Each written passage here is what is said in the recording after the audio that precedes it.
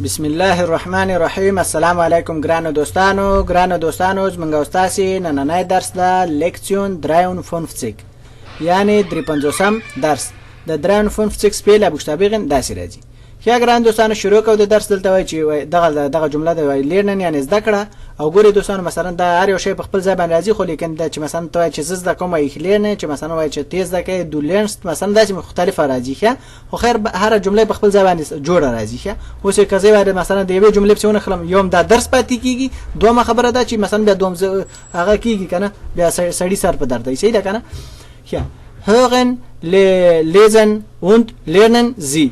hören یعنی واوري، lesen یعنی ولولي یا ووای، und یعنی او، lernen sie یعنی او زده کوي. صحیح ده ښه. او بل مثلا دا خط دغه ده ښه. دلته وایي چې schreiben sie noch einmal یعنی schreiben ولیکي، sie تاسو noch یعنی بیا، einmal یعنی یو ځل یعنی تاسو بیا دغه خط یو ځل دغه ځای کې ولیکي. دوستان کولای شي تاسو دلته کتابچه کې ولیکي ښه. وزه تاسو سړی درس دمه چې څه وایي ښه. وګونی سي چې زه دغه غږ جکم به کېدم. Seite 30, Aufgabe 1. Hören, lesen und lernen Sie. Der Bruder, viele Brüder. ښه. دا خط خو مې درته ویل چې مثلا واورئ ویل ولئ او زده یې کوي تاسې، او مثلا په دې ځای کې وایو چې در بغوده یعنی ورور، فیل بغوده یعنی ډېر رونه کنه، یعنی موږ تاسې په پښتو کې وایو چې وایي ورور او ورونه کنه، یعنی یو ورور ډېر ورونه ښه. امیدوارم پوه شوي دوستانو. Der Ehemann. در ایمن یعنی میړه، یعنی د ښځې میړه چې در ایمن کیږي مخکې. Die Ehefrau. Die Ehefrau یعنی د سړي ښځه چې کنه، die Ehefrau یعنی ښځه مخکې. Die Familie. Die Familie یعنی کورنۍ، غونډه کورنۍ. Die Mutter. Die Mutter یعنی مور. Der Schwager. Die Schwägerin. Der Schwager die Schwägerin یعنی څه. der Schwager یعنی ایور. ګوري دوستانو چې د ښځې د میړه ورور چې کوم یوي هغه د غیر لپاره شواګه کیږي. موږ تاسو څوک لیور وایي، څوک ورته ایور وایي کنه. نو ایور یعنی د ښځې د میړه ورور، او د شویګرن یعنی د ښځې د میړه خور چې کوم وایي هغه ته دوی د شویګرن وایي. یعنی موږ تاسو پښتو کې یور ورته وایي یور ښه. امیدوارم دوستانو پوه شوي مخکې. Die Schwester. Viele Schwestern. ښه. die Schwester یعنی مثلا یو خور، viele Schwestern یعنی ډېرې خورګانې کنه مخکې. Der Sohn. Viele Söhne. der Sohn یعنی یو زوی، viele Söhne یعنی دغه umlaut تعالی او اخلي Söhne یعنی ډېر زامن. Die Tochter.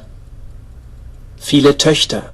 ja die Tochter یعنی لور یعنی یو لور، viele Töchter یعنی ډېرې لورګانې مخکې. Der Vater. ښه. der Vater یعنی پلار ښه. امیدوارم دوستانو تاسو پوه شوي یئ. او مثلا دغه صرف دغه زامن زوی زامن مثلا لورګانې او مثلا داسې په دغه کې مثلا موږ تاسو پښتو کې هم وایو چې ورور ورونه کنه، یا داسې وایي یو ورور ډېر ورونه. مثلا دلته دوی داسې وایي ښه. او مثلا وایي چې هغه د خور او خورګانې یا یو خور ډېرې خورګانې. مثلا وایي چې زوی زامن یا یو زوی ډېر زامن، یا مثلا لور لورګانې، یا موږ داسې وایو یو لور ډېرې لورګانې ښه. امیدوارم دوستان تاسو په دې باندې پوه شوي یئ. اوس زو لاندې کوزیږو درس ښه. دلته وایي چې wie heißen die Wörter in ihrer Sprache یعنی څه. wie یعنی څه، heißen نومیږي، die Wörter یعنی دا جملې، in یعنی په، ihrer یعنی د ستاسې، Sprache یعنی په ژبه کې، یعنی دا جملې د ستاسې په ژبه کې څه نومیږي. دلته په دې ځای کې وایي sprechen sie یعنی وغږیږئ تاسې ښه. یعنی دا د ستاسو په ژبه کې یعنی ستاسو موراني ژبه کې یعنی زمونږ استاد دا ژبه خو دا خو په دې ژبه کې یعنی زمونږ استاد په ژبه کې دا څه نومي امیدوارم دوستانو پوه شئ اوس لاندې کوزیږو ښه دلته وایي چې lesen Sie die Fragen und Antworten یعنی څه lesen یعنی ولولئ Sie تاسو die Fragen یعنی سوالونه und یعنی او Antworten یعنی جوابونه یعنی تاسو دا ولولئ یا ووایي دا سوالونه او جوابونه صحیح ده کنه امیدوارم دوستانو پوه شئ که تاسو چیرې اول ولولئ نو کولای شئ چې دا ویډیو ودروي او دا یو واری ولولئ ښه وزه تاسو دلته د سیډي نه شروع کوم چې د خط وای او بیا دغه نه اخواته د سوالونه وای او زه درته د جوابونه درته وایم ښه دواړه درته البته د معنا سره وایم خو لیکن په یو حساب باندې جوابونه درته وایم ښه وستاسو غوګونی سي چې دا څورش Seite 30, Aufgabe 4. Hören Sie die Fragen und antworten Sie. ښه اوس د دې خط د پاره ځکه دا خط اوس د ستاسو د پاره ویل ما خو تاسو ویل کولای شي چې دا ودروي او تاسو اوله دا ولولئ او که چیرې نه ولولئ دې ته غوږ نیسئ اوس غوږ ونیسئ چې زه درته وایم دلته وایي چې hören Sie die Fragen und antworten Sie یعنی hören واورئ Sie تاسو die Fragen یعنی سوالونه یعنی تاسو سوالونه اول واورئ کنه یا غوږ ورته ونیسئ und antworten Sie یعنی او تاسو او جوابونه ورکړئ تاسو مثلا تاسو به جوابونه ورته ووایئ ورسره ووایئ یا ورته ووایئ ښه غوږ ونیسئ Wie heißt Ihr Ehemann?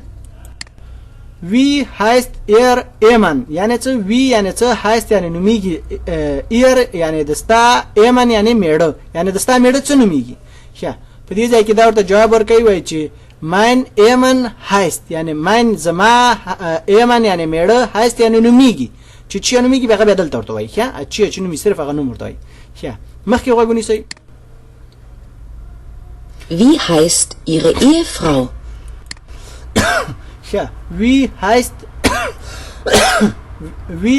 Ihre Ehefrau? Yani wie yani څه heißt yani نومیږي Ihre yani دستا Ehefrau yani خزه yani دستا خزه څه نومیږي ښه دلته چې meine Ehefrau heißt yani meine زما Ehefrau yani خزه heißt yani نومیږي چې نومي بدل دا وایي ښه ګورئ دوستانو دغه یو خبره کوم بیا لاندې کوزیږو ښه چې مثلا باید تاسو د غونډو ته مغه څه توجه وکړئ ګوره چې مثلا د خزینه د سړی پښتنه کوي کنه د سړی پښتنه ته کړي بیا هغه ته چې ایر کنه ایر او مثلا چې ورته د سړی نه د خزي پښتنه کوي نو دلته بیا څوی ایغه یعنی دلته هغه د خزي د پر ایغه راغی مثلا ځکه د خزي پښتنه ته کړي او د سړی هغه کړي ښه او دلته مثلا چې خزه وای چې زما سړی یعنی سړی ته اشاره کوي چې ماین ایمان کنه یعنی دلته ماین راځي او کچیره سړی ورته د خپل خزي هغه کوي کنه یعنی یا تعریف یا نوم ورته یا چی ورته وای ماین وای ځکه چې مخکې هغه د جمله د خزي پورې تړلې ده ښه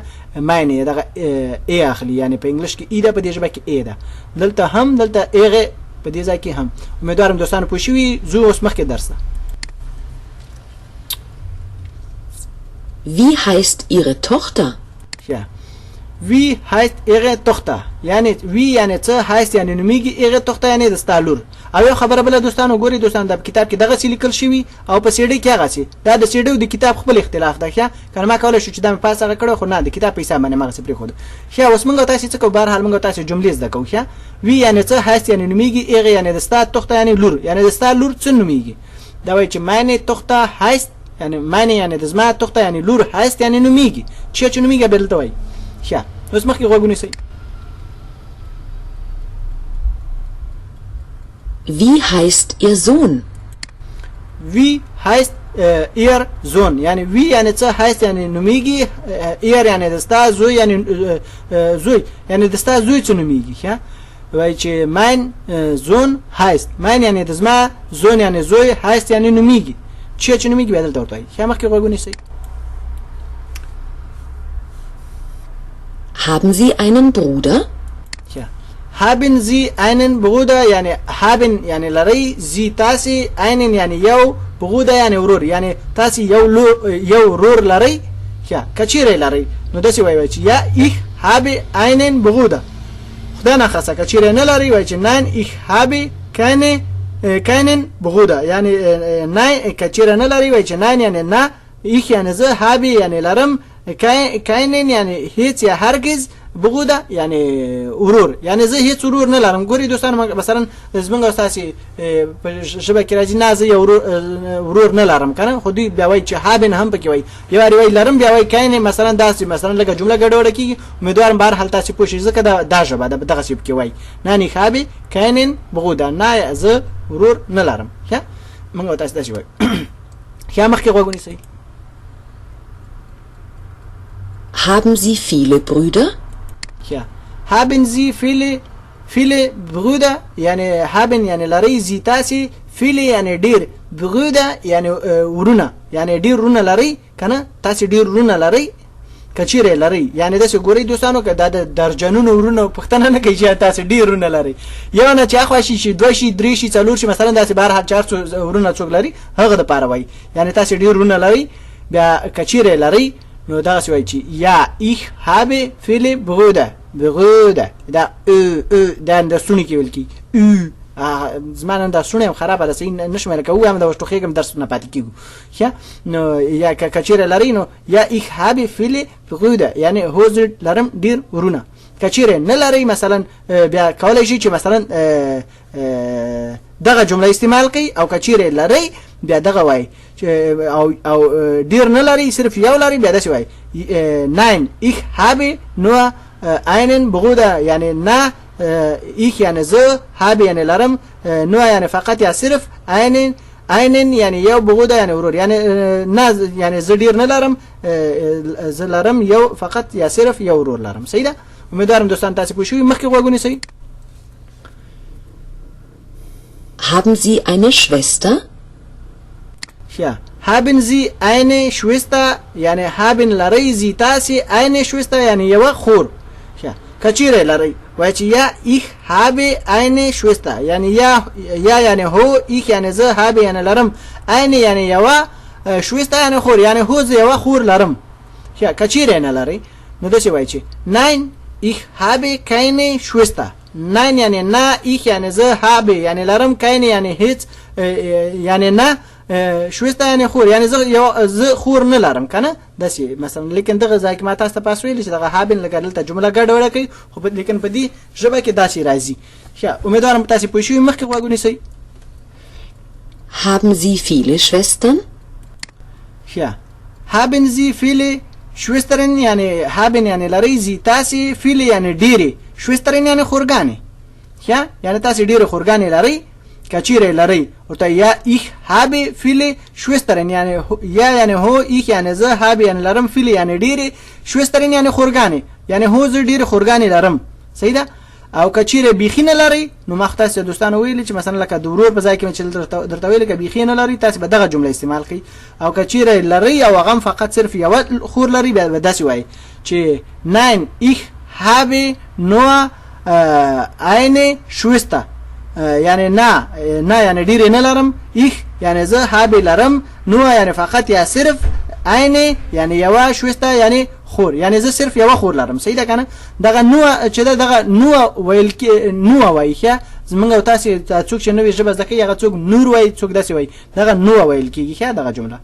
امیدوارم دوستان تاسو په دې درس باندې پوه شئ یئ. د راتلونکي درس پورې دوستانو په پاک الله باندې سپارم او فی الحال tschüss.